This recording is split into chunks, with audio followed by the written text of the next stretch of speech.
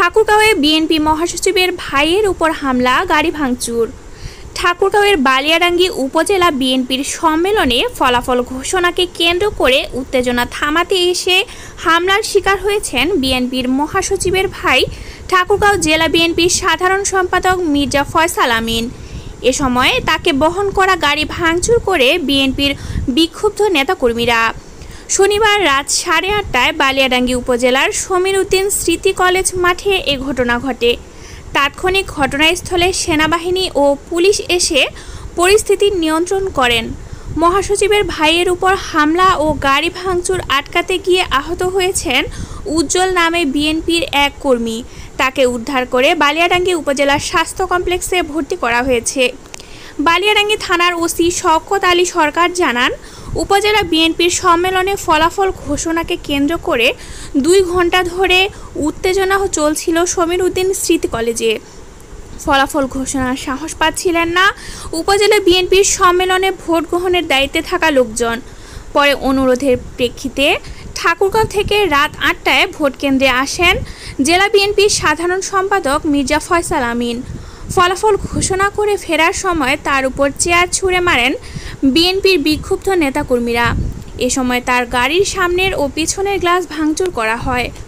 উপজেলা নির্বাহী কর্মকর্তা পলাশ কুমার দেবনাথ জানান, ফলাফল ঘোষণার পর 3য় তলা থেকে নিচে নামার সময় হঠাৎ করেই ঘটনাটি ঘটেছে।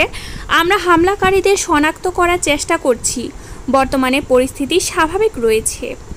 গাড়িতে থাকা জেলা স্বেচ্ছাসেবক দলের সাবেক নেতা রাশেদ আলী জানান, কোনো মতে ভাইকে রক্ষা করেছি। সাথে যারা ছিল অন্য গাড়িতে করে মহাসচিবের ভাইকে পার করে দিয়েছি।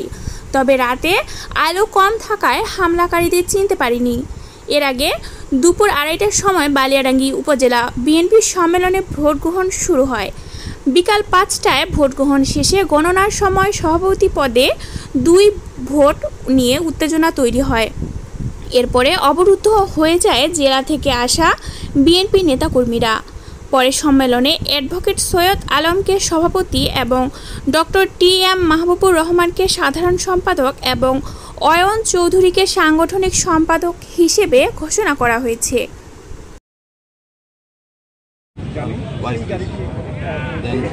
আমি ভাইকে পাস করে আমাদের আরও যারা দলীয় লোকজন এসছেন, হায়ার প্রোটোকলে যারা ছিল তাদেরকে দিয়ে আমি ভাইকে সাইড করে দিচ্ছি। আমি ওরা গাড়িটা ভাঙছে এখানে, কে বা কাহারা আমি তো রাত্রেবেলা চিনতে পারবো না। বাট এতটুকু বুঝতেছি যেহেতু গাড়িটা এই মুহূর্তে ভাঙছে, এই জায়গাতে আমাকে এই সিচুয়েশনে এইভাবে ভাইয়াকে উঠতে দেওয়াটা সমীচীন মনে হয়নি। যার কারণে আমি ভাইকে সাইড করে দিচ্ছি এবং আমি স্পটেই আছি এখন। জি, ভাইয়ার উপরও হামলা হয়েছে, পিছন থেকে চেয়ার মেরেছে, তারপরে লাঠি দিয়ে মারার চেষ্টা করেছে। আমাদের লোকজনও মার খেয়েছে, আমিও খেয়েছি পিছন থেকে। এখন কোথা থেকে কে কীভাবে মেরেছে তা জানি না। এই গাড়িটা কার? আমরা কি গাড়িটা আমার আমি আর ভাইয়া মিলে আমরা ইউজ করি। আমরা এই গাড়িতে চলাচল করি। আমার পরিচয়, আমি জেলা স্বেচ্ছাসেবক দলের সাবেক জয়েন্ট সেক্রেটারি 1 নম্বর। এখন আমি ভাইয়ের সাথে থাকি। নাম কি পুরো নাম?